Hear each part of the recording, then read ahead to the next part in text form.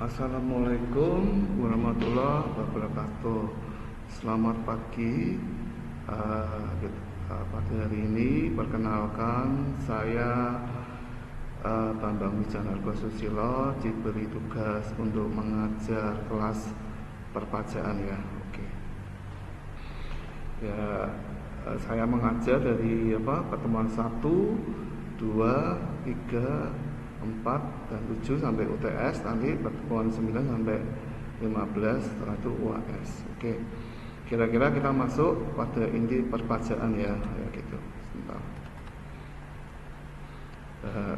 Mahasiswa ada yang tahu enggak perpajaan itu apa? Ya, gitu. Perpajaan adalah definisi pajak ya, adalah iuran dari rakyat, dapat dipaksakan atau tidak adanya kontrapelasi, dipungut oleh negara, oleh Ditjen Pajak, diperuntukkan bagi maaf lampunya mati listriknya. Sebentar, ini internetnya. Tuhan mati Tuhan. Sebentar ya, ini internetnya mati, tak pakai handphone aja sebentar.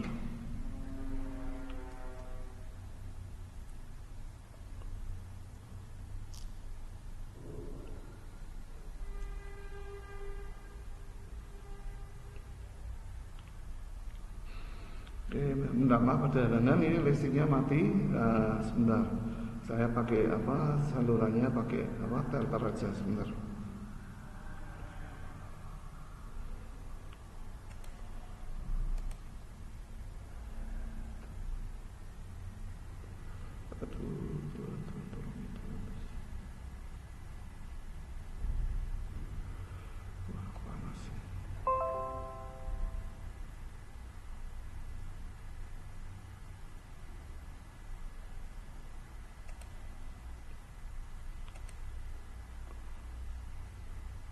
Oke, kita lanjutkan ya. Jadi kuliah pengantar perpajaan itu pertama kita belajar akan definisi pajak terlebih dahulu ya. Nanti setelah itu kita bahas akan materi dari perpajaan. Antara lain nanti KUP adalah ketentuan umum perpajaan, nanti ada PPh 21, PPh, PPh 22, 23, 26. Nanti ada pajak bumi dan bangunan, materai dan lain-lain ya. Tapi kita belajar dulu akan definisi dari perpajaan. Oke. Fungsi pajak adalah budgeter ya, atau reguler. Pungutan lain. Jadi kalau kita definisi pajak, kalau kita tahu fungsinya adalah budgeter dan reguler. Kemudian pungutan lain, retribusi, sumbangan dari warga negara untuk diberikan pada pemerintah supaya dipakai untuk pembangunan dan kesejahteraan bagi rakyat seluruh Indonesia. Dan kita juga nanti belajar kedudukan hukum pajak ya, ada. Dan kemudian asas pemukulan pajak. Kalau di Indonesia sistem pemungutan pajak adalah self assessment ya. Jadi wajib pajak sendiri itu yang mencatat dan menghitung sendiri akan data-data, sehingga nanti wajib pajak itu akan tahu berapa pemungutan kena pajaknya yang harus disetor pada Dijen Pajak atau pada negara. Ya, kemudian cara pemungutan pajak nyata, dan tarif pajaknya proporsional, progresif, degresif, tetap itu nanti tergantung ya. Tergantung dari apakah itu perpajakan itu untuk pribadi ya, SPT pribadi, dan yang kedua adalah SPT badan ya. Kemudian ada hapusnya utang pajak nanti misalnya ada kondisi tertentu sehingga wajib pajak itu bisa meminta penghapusan dari utang pajak atau kompensasi atau pembebasan dari pajak yang sudah disetor. Oke ya, gitu. Definisi ya, NPWP adalah nomor pokok wajib pajak yang berguna sebagai identitas wajib pajak. Mulai tahun kemarin setiap KTP diharuskan dijadikan satu identitas NPWP ya. Kemudian nomor pokok pengusaha wajib pajak sebagai identitas wajib pajak kalau dia memenuhi di atas pendapatannya, omsetnya itu di atas 4,8 M, maka dia harus mendaftarkan pengusaha kena pajak ya, kayak gitu. Kemudian NPWP itu apa? NPWP adalah identitas wajib pajak supaya nanti tertib ya. Jadi satu kayak seperti KTP itu single identity ya. Jadi satu wajib pajak punya satu NPWP ya. Sedangkan yang satunya NPPKP adalah identitas pemenuhan kewajiban PPN dan PPNBM dan untuk keperluan pengawasan pajak. Untuk mendapatkan NPWP dan NPPKP, saudara-saudara mahasiswa atau setiap pribadi yang mempunyai KTP itu bisa opsional kalau di bawah PTKP itu peraturan terdahulu, di bawah PTKP tidak harus wajib mendaftarkan NPWP ke Dijen Pajak. Tapi kalau kita sudah terlanjur sudah membuat NPWP, meskipun kita PTKP di bawah penghasilan kita di bawah PTKP, maka wajib pajak itu tidak harus membuat SPT tahunan ya, gitu. Ada plus minusnya. Kalau zaman sekarang keuntungan NPWP itu kalau saudara melakukan transaksi apapun ya, itu saudara dipermudah ya. Misalnya kalau mau saudara mau peminjaman ke leasing atau ke bank atau BPR atau bank umum, dan saudara pasti ditanyai akan NPWP. Dan saudara kalau menerima hibah atau apapun, kalau saudara tidak mempunyai NPWP, kemungkinan akan lebih dipersulit ya, gitu. Fungsi dan SPT, SKP dan STP ya. Definisi SPT adalah surat untuk pelaporan dan perhitungan pembayaran pajak berutang, bisa dari SPT pribadi maupun SPT badan ya. Kalau SKP adalah surat keterangan berupa SKPKB, SKPKT, SKPP dan kalau STP adalah surat tagihan pajak ya. Nanti kalau setiap wajib pajak sesuai alamat identity di KTP itu akan dikirimi STP-nya, bahwa nanti dia harus menyetor pajak pajak pribadi setiap tahunnya nanti harus disetor sesuai STP. Fungsi dan pelaporannya ya, nanti ini bisa dibaca. Pelaporan tentang jawaban tentang jumlah pajak terutang, pembayaran sendiri dan dari pemotong. Nah, SPT ini kalau saudara sebagai karyawan biasanya nanti ada saudara harus meminta SPT dari kantor ya. Itu nanti untuk dimasukkan nanti ke aplikasi e-filing, bahwa ini saudara harus melampirkan. Kalau dulu harus melampirkan, sekarang kelihatannya tidak harus, nanti dasarnya dari SPT kalau saudara bekerja di perusahaan ya, gitu. Secara pemungutan pajak adil ya, jadi intinya gini ya Pak, pendapatan yang lebih tinggi maka istilahnya pemungutan pajaknya akan lebih tinggi. Contoh keadilan ya, merata. Saudara punya satu mobil, atau yang beda dengan saudara punya 5 mobil itu beda perlakuannya ya. Jadi semakin istilahnya semakin kaya, semakin besar pendapatan saudara, maka PKP-nya akan lebih tinggi.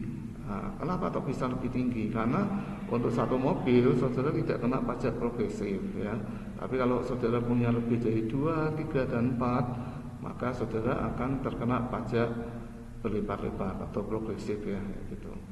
Dan pajak itu sama rata ya, sesuai dengan Undang-Undang 45 pasal 23, harus memberikan keadilan bagi negara maupun masyarakat. Dan yang ketiga selanjutnya tidak mengganggu perekonomian ya secara ekonomis. Kemudian efisien dan sederhana. Kalau sederhana kenapa? Karena di pelaporan SPT pribadi itu ada yang SPT SS ya, sangat sederhana sekali, yang sederhana dan yang rumit. Kalau saudara mendapat penghasilan lebih dari satu ya, dari satu sumber, maka saudara akan membuat laporan SPT itu lebih tidak sederhana. Tapi kalau saudara hanya SPT sederhana di bawah PTKP, maka saudara akan membuat SPT sangat sederhana, gitu ya. Teorinya mendukung pemungutan pajak, ya, teori asuransi, kemudian teori kepentingan, teori daya pikul, teori bakti, dan teori asas pri. Ini dari hukum pajak ya gitu. Kemudian pengertian dan kedudukan hukum pajak. Hukum pajak yang dipakai adalah pasal 23 Undang-Undang Dasar 45. Hukum pajak adalah namanya hukum, itu setiap warga negara tahu tidak tahu ya. Kalau sudah hukum itu sudah dirilis atau lembaran hukum negara, maka setiap warga negara wajib dan taat untuk mematuhi akan hukum pajak tersebut. Oke. Kemudian hukum publik itu meliputi hukum tata negara, hukum pidana, hukum administrasi, ya. Kemudian hukum pajak bagian dari hukum administrasi. Hukum pajak adalah hukum pajak material dan hukum pajak formil. Gimana hubungannya dengan hukum dan pajak? Kira-kira apa ya? Kalau sekarang pemerintah itu Dijen Pajak melakukan akan adanya undang-undang perpajakan untuk setiap wajib pajak yang membandel ya. Membandel istilahnya sudah diberi SKP STP, surat tagihan pajak, tapi dia istilahnya tidak menyetor-nyetor. Nah, maka undang-undang yang terbaru ada namanya undang-undang hukum paksa ya. Hukum paksa akan pemilik dari perusahaan tersebut untuk dimasukkan ke penjara sampai pajak tersebut dilunasi ya, gitu. Jadi pajak itu sebenarnya juga ada risiko. Kalau saudara punya perusahaan tapi pengelolaan perpajakannya tidak lengkap ya, maka istilahnya saudara bisa terkena sanksi pidana dari Dijen Pajak dengan ancaman pemaksaan saudara dilakukan hukum pidana ya, gitu. Pajak golongan, pajak langsung, pajak tidak langsung, pajak subjektif, pajak objektif, dan lembaga pemungutan pajak pusat maupun daerah ya. Kenapa kok dipisah-pisahkan? Karena ada yang sesuai dengan speknya nanti yang kita pelajari ya kalau di perpajakan itu nanti saudara akan intisarinya belajar tentang brevet A dan brevet B. Brevet A adalah untuk pesorangan dan brevet B untuk badan ya. Berarti beda-beda sendiri. Nanti ada juga pajak bumi dan bangunan. Berarti lembaga pemungutan pajaknya sudah beda ya. Nanti ada biaya materai atau dan lain-lain. Nanti kita pelajari bersama. Oke. Semoga ini notnya karena listriknya mati, semoga bisa sampai 20 menit. Kewajiban pembukuan ya. Intisari dari perpajakan itu adalah laporan keuangan ya. Laporan keuangan harus dari pihak perusahaan harus membuat itikat yang baik. Dia harus membuat sejelas-jelasnya, transparan dan mencerminkan keadaan usaha sebenarnya. Tidak boleh istilahnya pihak perusahaan itu merubah atau misalnya memformulasikan itu supaya pajaknya kecil. Nah, nanti kalau di akuntansi itu ada mata kuliah akuntansi perpajakan ya. Akuntansi perpajakan itu berarti laporan keuangan kita itu harus sesuai dengan laporan fiskal dari Fiskus Ditjen Pajak ya, di KKP. Nanti laporan keuangan kita nanti akan direview dan dianalis oleh para staf dari Ditjen Pajak. Oh, ini tidak boleh Pak, ini nanti kalau Bapak ini tidak sesuai peraturan, karena nanti kalau Bapak lakukan ini laba dari perusahaan Bapak akan kecil dan itu sudah tidak diperbolehkan oleh Ditjen Pajak atau Undang-Undang Pajak ya gitu. Tahap asas ya, pengakuan penghasilan dan biaya stesel atau aktual ya. Jadi nanti besok ini harusnya tuh belajar brevet A, brevet B itu juga salah satunya adalah akuntansi perpajakan ya kayak gitu. Cuma kalau di S1 TI ataupun yang lain ini di split dipisah ya. Jadi kita hanya fokus pada mata kuliah perpajakan aja. Oke. Di syarat-syaratnya hampir sama dengan akuntansi perpajakan, sama ya. Kayak gitu.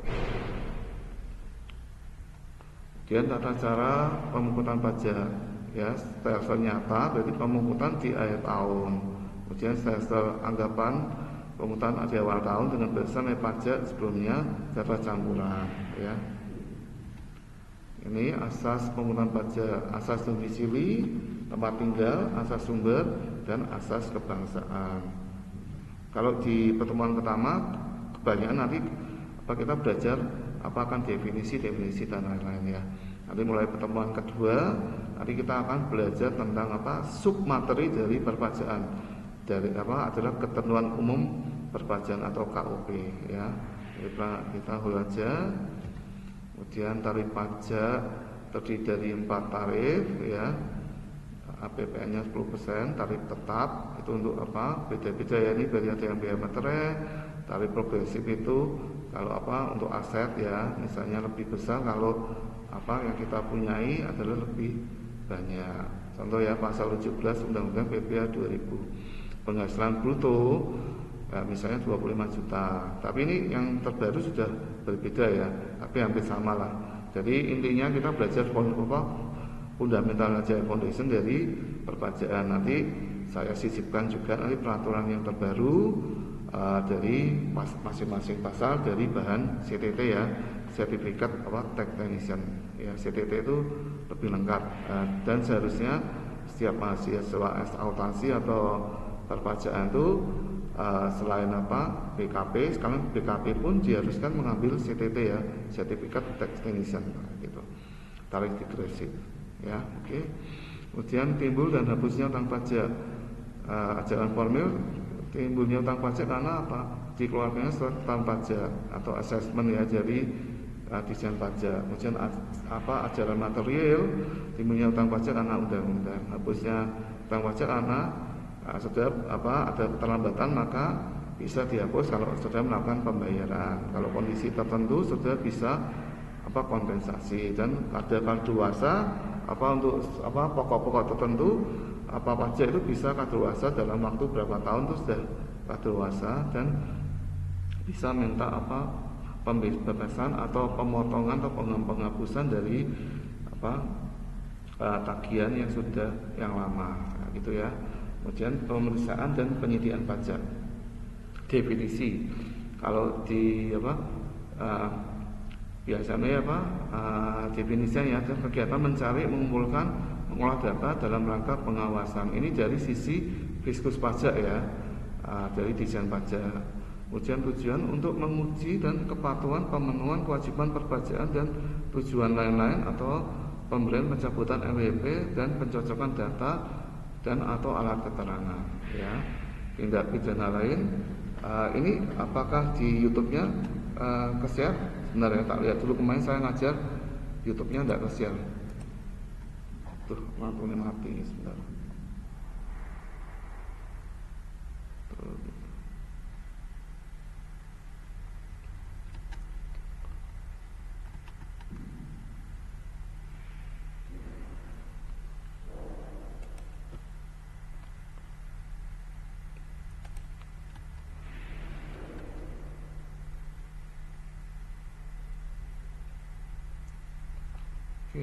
ya sebentar. Tidak berubah ya. Sebentar.